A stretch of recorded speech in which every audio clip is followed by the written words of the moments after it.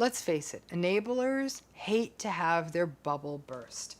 They want to live in whatever fantasy rendering of Pleasantville that they want to be in, where there is no such thing as antagonism and everything's just fine.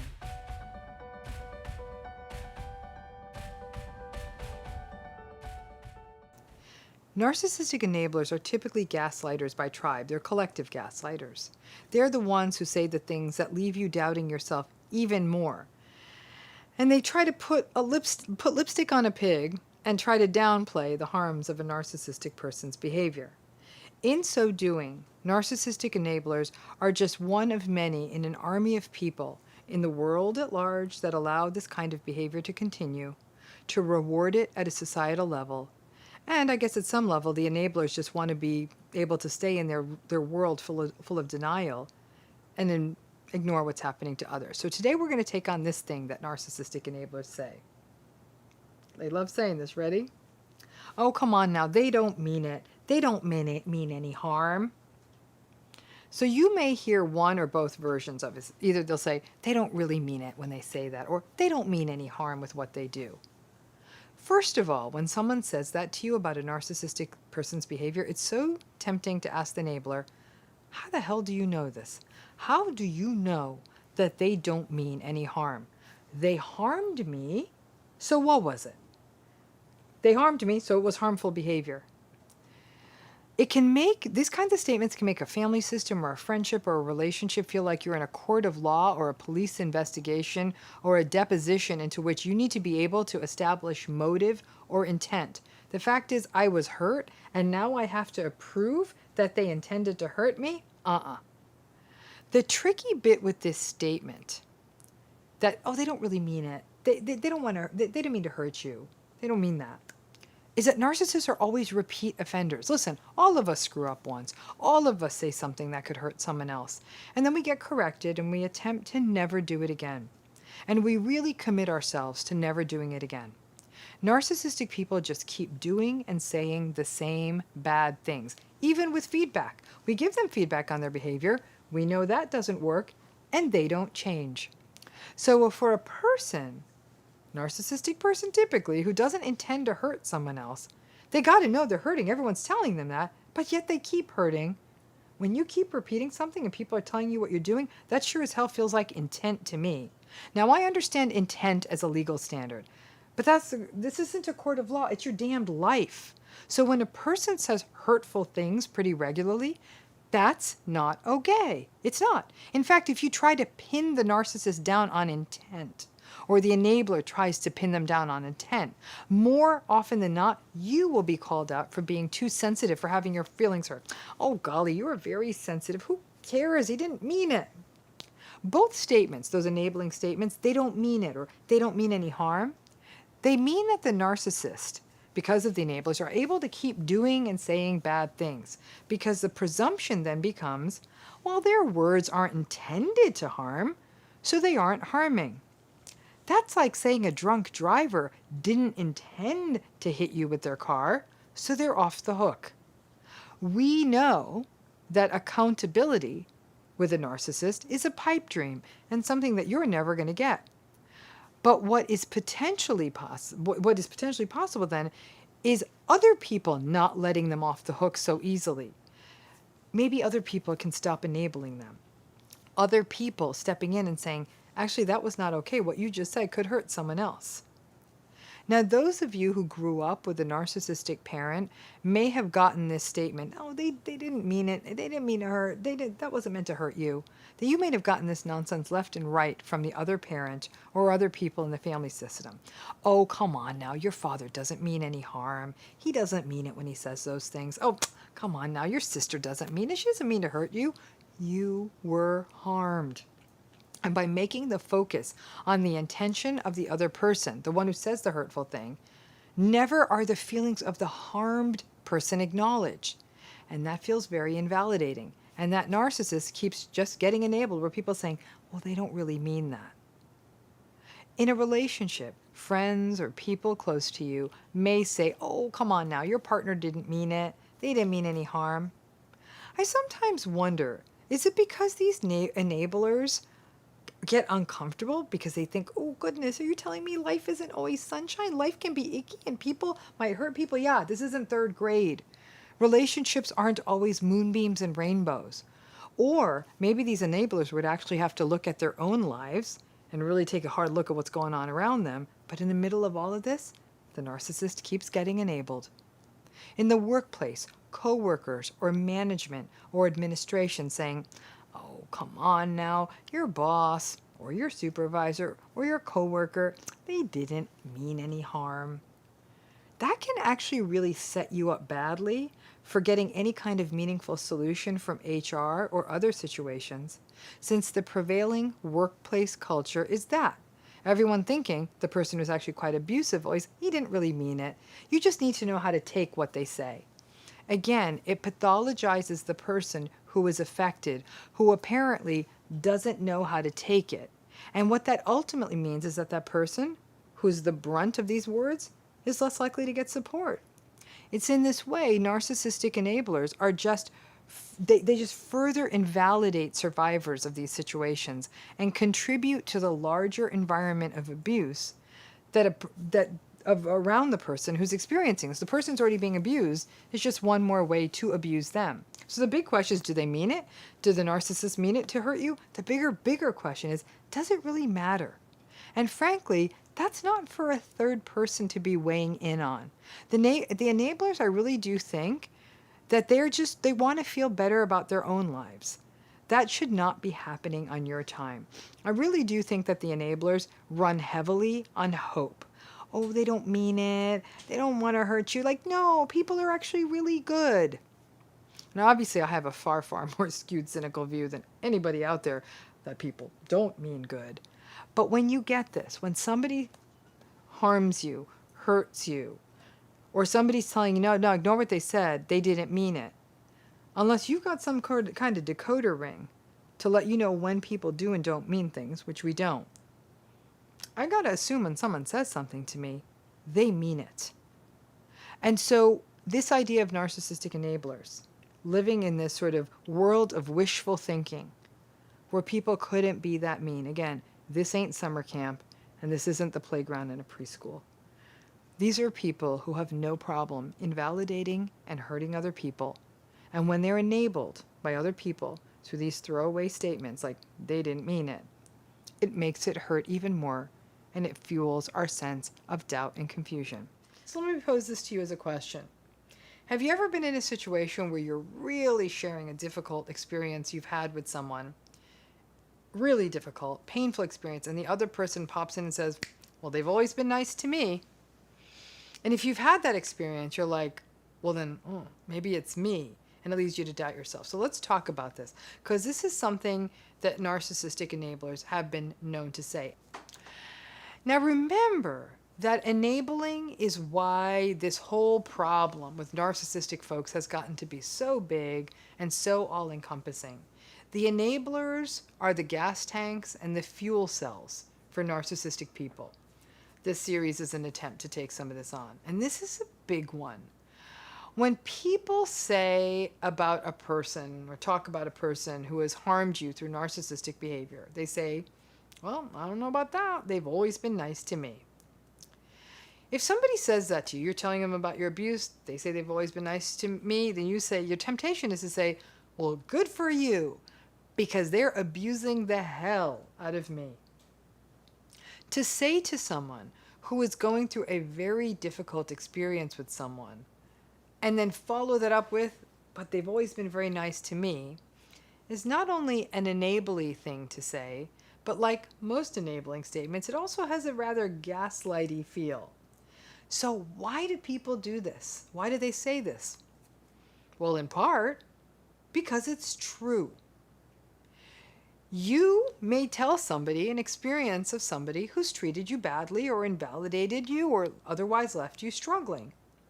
And the person with whom you shared the story has never had this experience of that person. They haven't.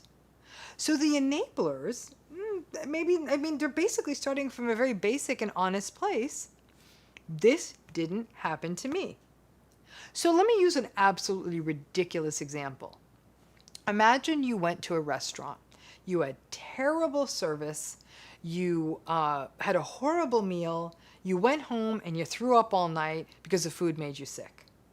So then you tell a person about the restaurant, and that person has always had a wonderful experience at that restaurant. It's their favorite place. They may pause for a minute, but it may still be their go-to restaurant, and they may still be going because they haven't had that experience. Now, restaurants aren't people. Now, the reason this statement, they've always been nice to me, is sort of an enabling statement, is that it effectively ends the conversation, and it may leave you feeling as though you are wrong in your assessment. In fact, two people can have very different experiences of the same person.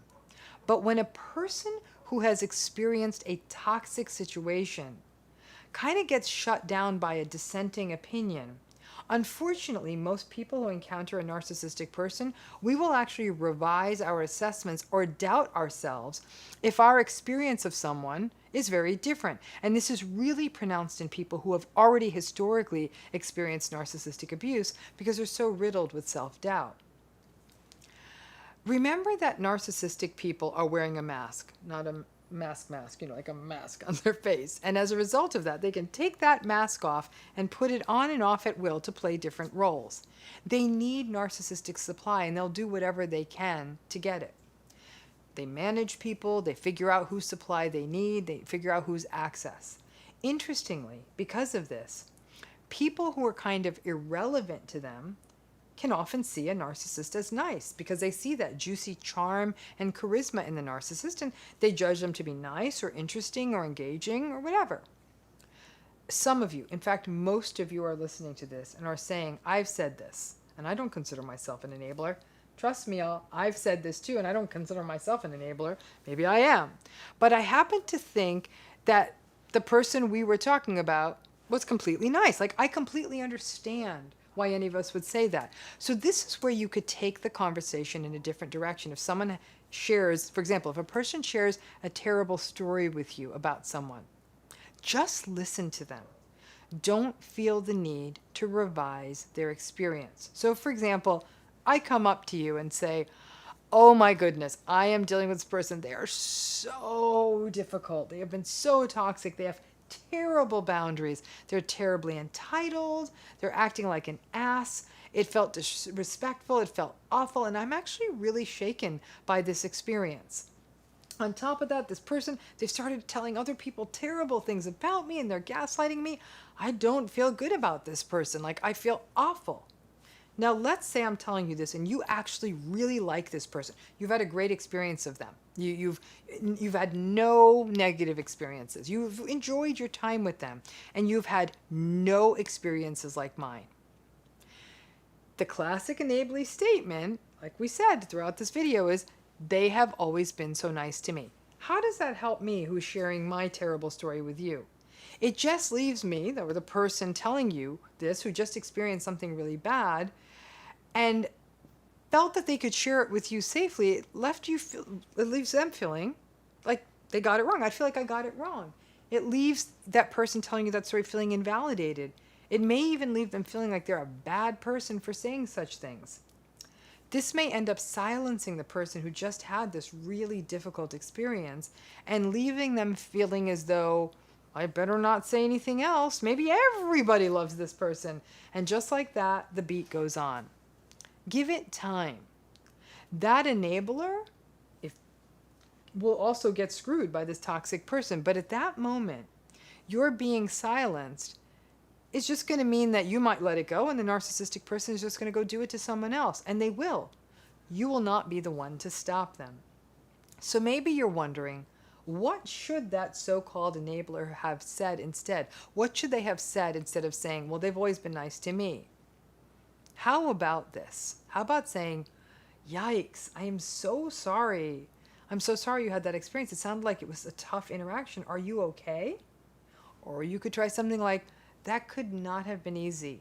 Do you want to talk about it? And then, if they talk, just listen. This is not about you trying to win them over to your worldview or your experience, nor is it meant to color your view of the person.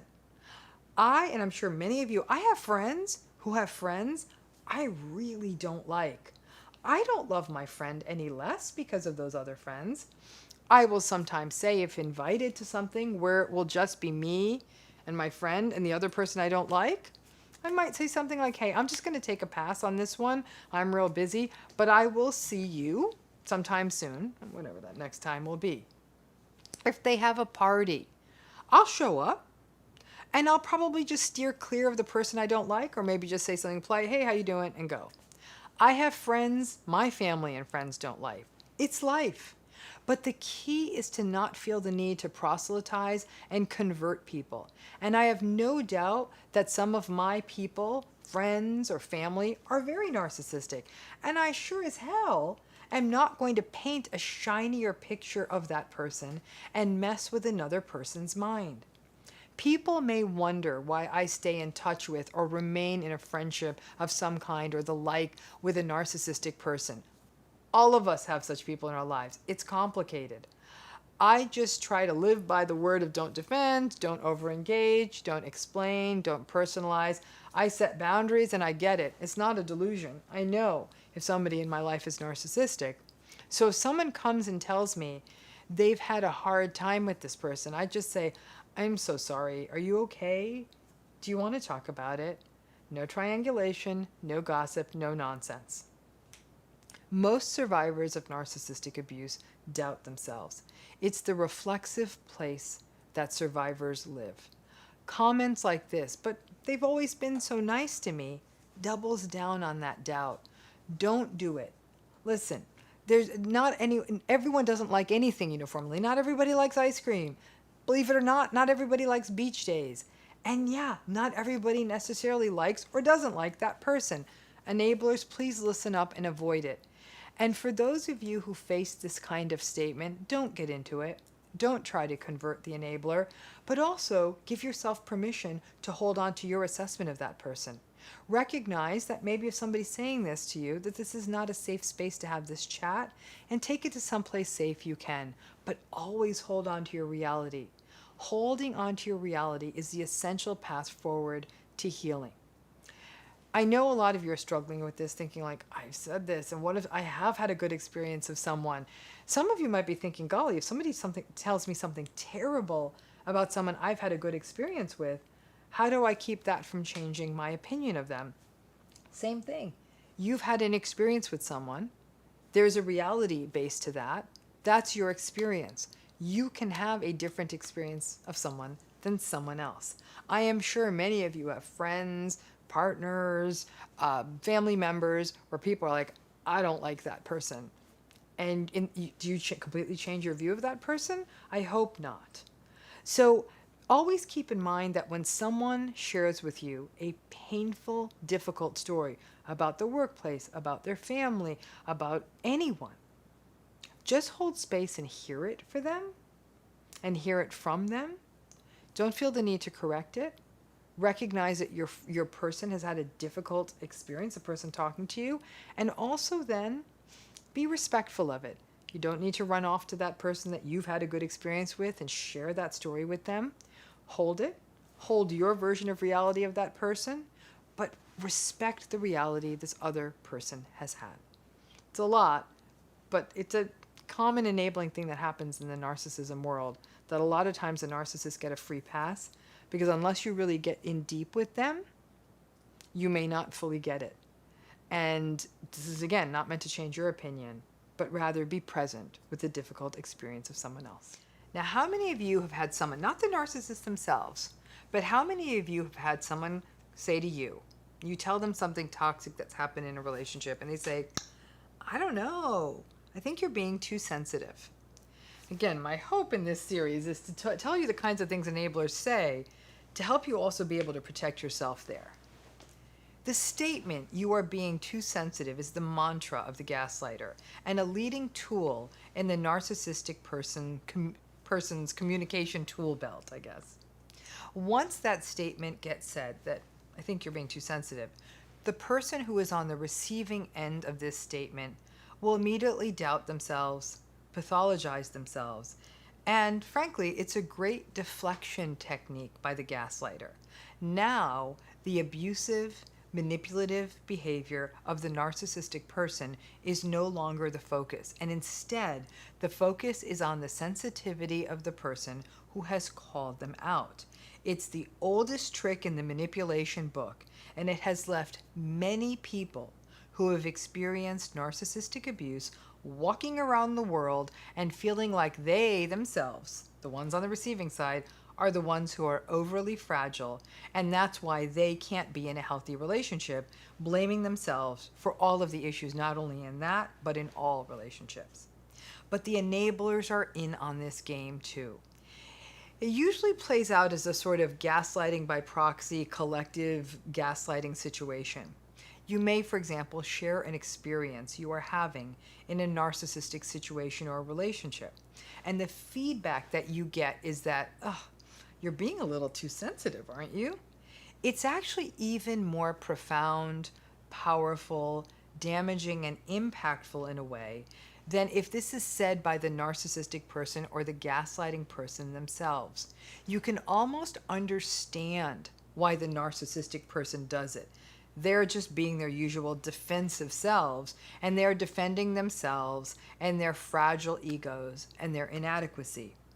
But when others do it, it really magnifies your personal sense that you are the one in the wrong, that you actually are too sensitive, because it isn't even the enabler's fight. Remember that enablers are really invested in maintaining the status quo, and there's lots of reasons for that. We'll actually be doing a series on the different kinds of enablers pretty soon, so you'll get some of that breakdown there. But for now, to keep in mind that enablers want to keep their worldview and their life running in a way that's convenient for them and their needs, and they'll maintain what they need to do to maintain that status quo. And that may include pathologizing those who are on the receiving end of the narcissistic person.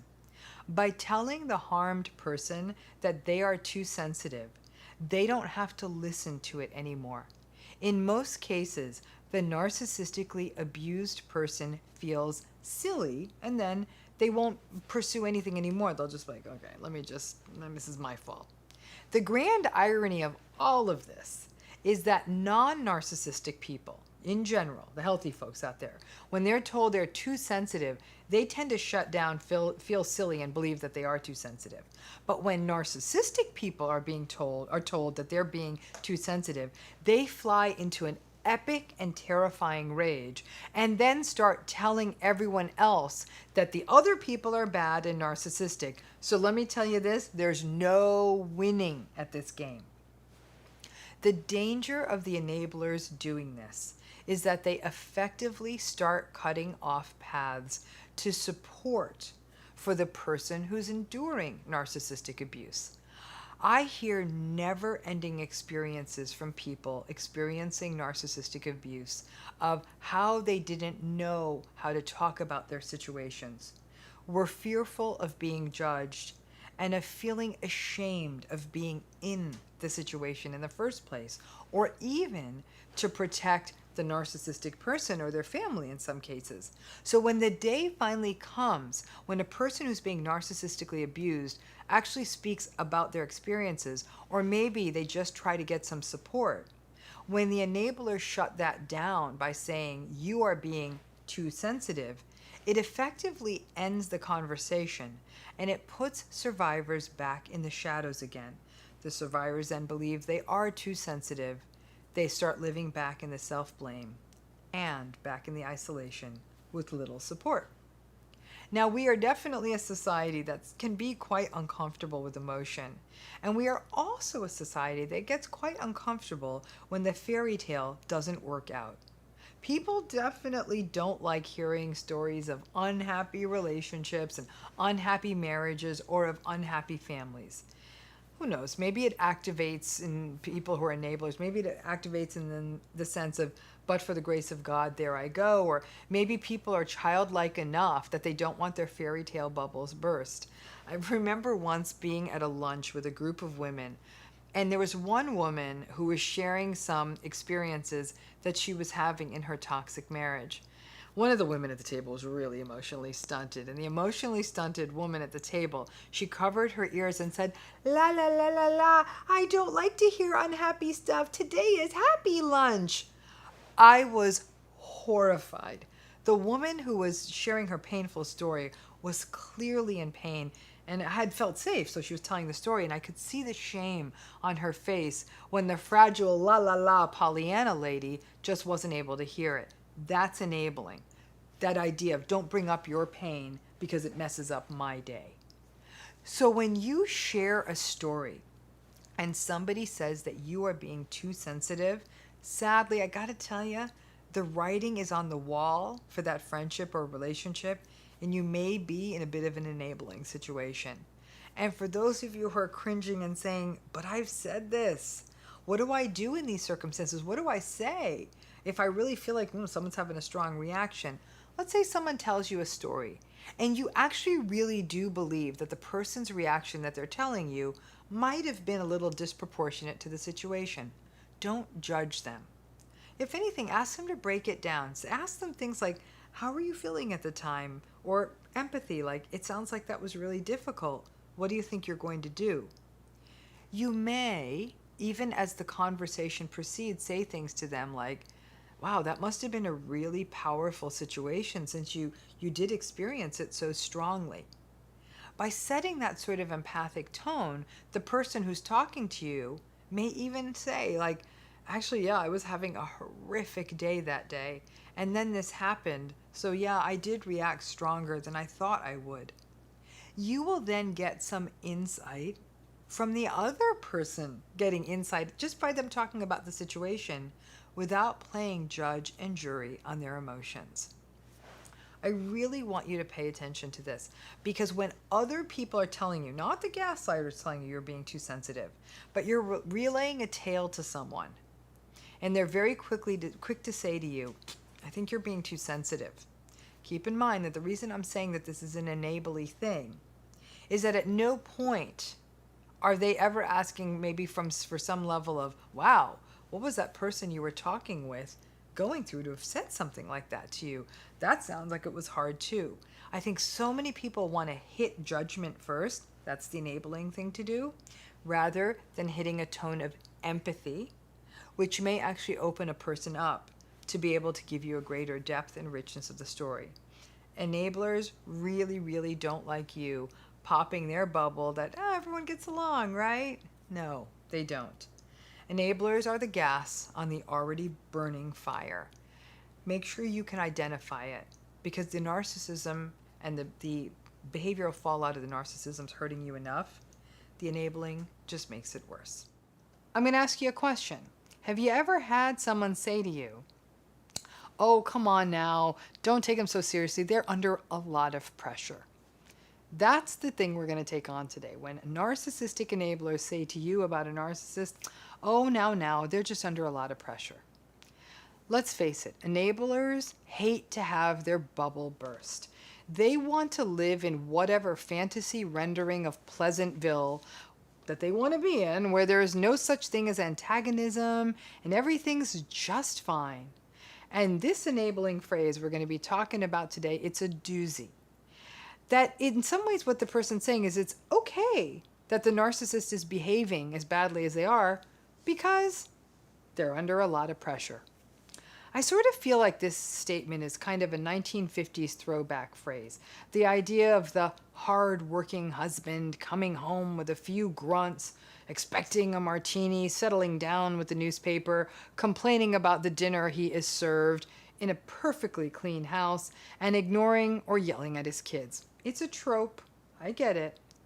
But this enabling phrase of, "They're just under a lot of pressure," was often in that era a frequent one that was thrown around to rationalize why a person should stay in a soulless and perhaps emotionally abusive marriage with a person who had absolutely no empathy and wasn't even present. The assumption in most cases is that it is workplace pressure, which is the pressure someone's under, but it could be other pressures.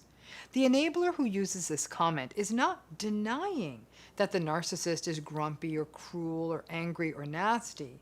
but rather that there is a rationale for this abusive behavior, that the pressure that the narcissist is facing from some source is just overwhelming, and thus we need to cut it some slack because, well, they're under pressure. Now, here's the thing. None of us, I acknowledge, none of us are at our best when we are under pressure of any kind. We may become, for example, a little bit viper-tongued for a minute and then apologize. Hopefully we apologize. Or some of us may simply retreat when we are under pressure so we don't hurt other people, or we just don't have the bandwidth to deal with life. Narcissistic folks don't make these allowances for other people. They just rage and lash out with very little regard for other people. Now, enablers do not like the idea that abuse is abuse regardless of what else is happening, and instead, what enablers try to do is try to find ways to understand the abusive behavior and then ultimately to excuse it. Now, this comment, this enabling comment that the difficult person is under pressure and that's why they are behaving the way that they are, gives the enabler a justification that kind of makes sense to them, and they likely do it with people across the board. They may even double down on this enabling and say things like, hey, they're under pressure, but you know what? They actually are a great provider and they work hard so you can have this nice house. Now, the enabler might say that part, but they don't say the other half of this sentence, which really is, so you have no right to be upset at them for verbally abusing you. That other half sort of should be implied, but the enabler would never say that part out loud. If you grew up with a narcissistic parent and then your other parent was an enabling parent, you heard this phrase many times. Your mother or father, oh, they didn't mean what they said. They're just under a lot of pressure. And in your child brain, that justification seemed plausible. So when adult narcissists and enablers continue their bad behavior, you can easily fall for it. It also sets a precedent when your childhood enablers said this, that this idea that somebody being under pressure is a permissible gateway for abusive behavior. Children who grow up around this kind of enabling statement may find themselves to be eggshell walkers as children, always being careful around that pressured parent, never wanting to be the one to set them off. And then, because that parent gets set off, not because of the child, but really because the narcissistic parent is reactive and dysregulated and cruel, that child again and again hears the same enabling refrain about how much pressure their parent is under. It gets to the point that a child in this situation will try to become invisible, silent, forever compliant, or in some cases, the child, finding these conditions impossible, may simply rebel. Either way, it is not good for the child. Listen, if all of us behaved in such a dysregulated way as narcissists do every time we were under pressure, it actually would be a miracle that any of us would still be alive because everybody would be reacting, right? The majority of us get through our pressure the best we can. Sometimes we just keep to ourselves. Sometimes we exercise. Sometimes we go to therapy. Sometimes we eat or drug or spend our way through it. But most of us do not destroy the mental health of other people through antagonism and lashing out. And when we do get a little clipped when we are under pressure, healthy people apologize, repair, and learn from their mistakes.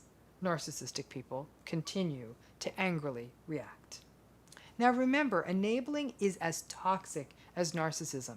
So you always want to catch yourself if you've ever used these statements. It's easy to fall into the feel-good world of, let's just give everyone the benefit of the doubt.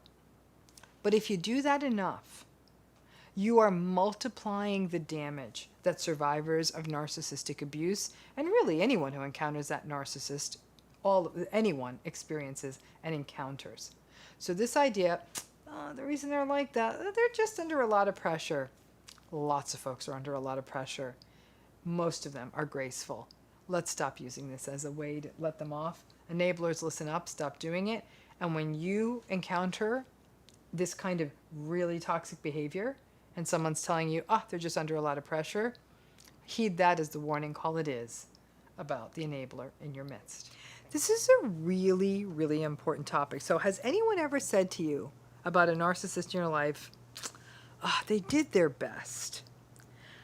To me, enablers may actually cause more harm to us than the narcissists do. So let's break this down. This idea of they did their best is often the phrase enablers will use when describing a narcissistic parent. You're a narcissistic parent. Oh, come on now, they did their best. So the next part, which is usually unsaid, is, so you just have to put up and not question it and let it go. This concept of they did their best is also often employed in relationship situations. I know your partner was awful, but they did their best.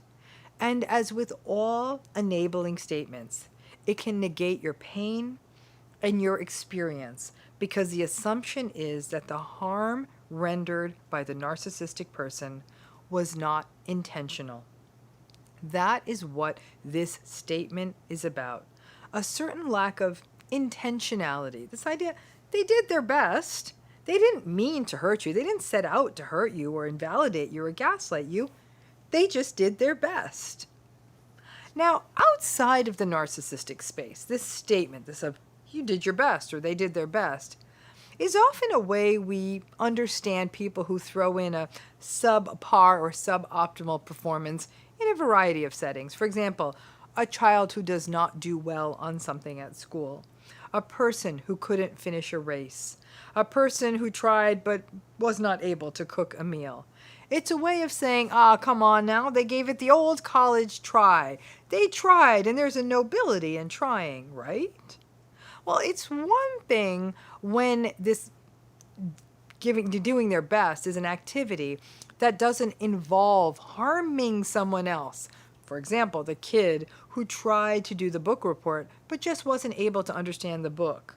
The person who struggles with health issues, so really tried to finish the race but couldn't quite get there. The person who can't boil water and burned the dinner. I guess they did they did their best. But in these circumstances, their not succeeding didn't really hurt anyone. It's the use of this statement, oh, they did their best, in interpersonally painful, toxic, or antagonistic circumstances that's the problem. That a person tried their best, even as people were harmed, invalidates the experience, pain, and hurt of the person who was impacted by the bad behavior. For example, a parent who judges, criticizes, minimizes, gaslights, and manipulates a child throughout their childhood, and then mix that in with a little bit of neglect and lack of empathy. For that child to grow into adulthood, and then in adulthood struggle with not feeling good enough, a sense of self-doubt. For people to come rolling in and say, and look at their parent, this adult now, you're now an adult, look at your parent and say, they did their best. What's the point? What's the point of saying that? Now, the paradox of the enabler is that there are all different kinds, and we're going to have a series on all the different kinds of enablers. Now, basically, the enabler has a worldview that they like, and they don't want to shift it or be open to other perspectives. So perhaps they have a need to see the world in a certain way, and they can't integrate the idea that someone is not a good parent or was frankly a bad one. And so it's easier to say, oh, come on now, they tried their best. Or maybe the enabler themselves isn't such a great parent and is projecting their own fears and neuroses into your own story. They really need to back away and stay the hell out of your story. This is such a common enabling statement that most people fall for it. Most people who have had a narcissistic or antagonistic or otherwise difficult parent can look back and say, I actually do get why my parent or parents struggled as parents. So on top of their parent having a difficult personality, Many adult survivors of narcissistic abuse are also able to see that the family had financial struggles, or their parents were just too young, or their parents had their own difficult parents, or the parent had a difficult backstory around immigration or discrimination or other societal issues that cause stress and shame. Or it was the time or the generation, and it was a time when, for example, emotion was devalued. The cognitive dissonance of having a narcissistic parent is such that people can justify and rationalize. So when an enabler rolls up and said, they just did their best, it's easy to just fall into that and even blame yourself for being angry at something your parents are continuing to do or say to you.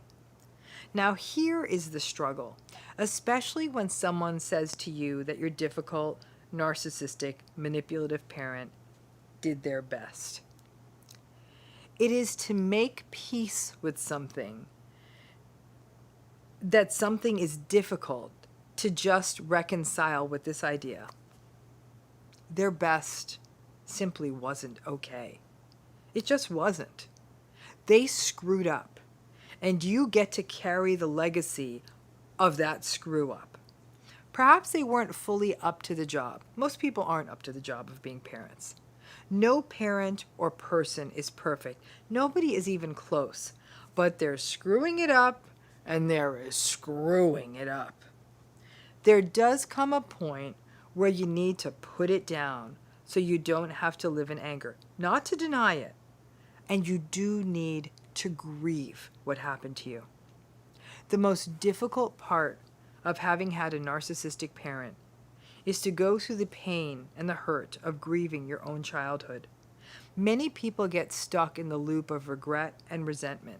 They wonder, how different would I have been if someone had just encouraged me? If I had heard just a few good things about me instead of constant criticism? If I didn't walk on eggshells for the first 18 years of my life or longer? If I'd witnessed actual happiness between my parents? Or if I'd actually been noticed by them? Grief after narcissistic abuse is a process, and it's messy and it's painful, but it is a process. And at some point, I promise you, you just got to do the work. You can get to the other side and put it down. Narcissists get heavy to carry around for a long time. Now, sadly, the enabler is partially right. The narcissist probably did do their best, and thus is the tragedy of these high conflict personality styles like narcissism. They are limited and they are limiting. The people who possess them are stuck in an immature, rigid personality that cannot do the heavy lifting on psychically demanding roles like parenting. And to recognize that the slings and arrows and wounds, all these things that happen to you, they are what made you, let's face it, the most interesting people in the room are the ones who have actually been through something. It's okay to say that their best wasn't good enough yet. The goal is to not let that define you. And you then decide what works in that relationship. Boundaries, no contact, disengagement, superficial engagement. It's different for everyone. Just don't keep throwing yourself under the bus with them. There is a point where we do sling the backpacks of our legacies and our lives on our backs. And some people have much heavier backpacks than others. But all of us have to move forward. It's not easy, but I promise you it can be done, and I see people doing it every day. Find your audiences. The enablers are often so afraid of the world, afraid when things don't fit their worldview, that they have no problem forcing their version of events on others so as to make it all fit. The key is to remember, you don't need to listen to them. And recognize that when people are hurt, when you're feeling hurt, hearing that someone did their best is very little solace. It's a common statement for enablers to fall back on. And when you hear this stuff, find an excuse and step out of the room. You don't get into a debate. You don't try to convince the enabler of a different path. Recognize that they want to keep their rose-colored glasses on, and you will not be the one to get them to take them off. So this idea of they did their best, sometimes their best isn't good enough. And it doesn't mean that you have to go into some grand journey of forgiveness. It's to understand that it wasn't good enough, and then you can take that knowledge and make whatever decisions you need to make. Thanks again.